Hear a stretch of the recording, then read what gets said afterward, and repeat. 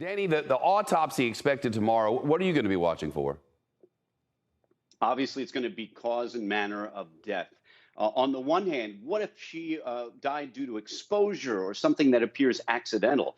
That actually helps any defendant that is eventually charged with her murder. Of course, obviously, if there are knife wounds or evidence indicative of an assault, then that's going to tell us that this is most likely a homicide. So the autopsy is key. And I would just add, too, that the contours of the case change dramatically once a body is found. There are very few no-body murders actually prosecuted in the United States every year. I know I happen to have defended one of them. They're very rare. But on the one hand, while it's tough for a prosecutor to prove beyond a reasonable doubt that a murder occurred without a body, it's equally as difficult to defend a case when you can't point to holes in the prosecution's theory because there is no body. So the discovery of the body is usually the greatest step in the course of a potential murder investigation. The Laundrie parents, can they be compelled, and if so, how, to say something? And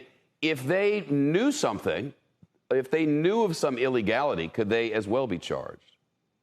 As the great Frank Figliuzzi just pointed out, they are likely or may find themselves in front of a grand jury, but their attorneys, and they should retain obviously separate attorneys from their son, will likely advise them not to appear and give testimony if it may incriminate them. Now, that is always a gray area, deciding what exactly is incrimination. But if on any level they could be responsible, not for the underlying alleged crime, but for possibly concealment or even allegedly false statements to authorities, something like that.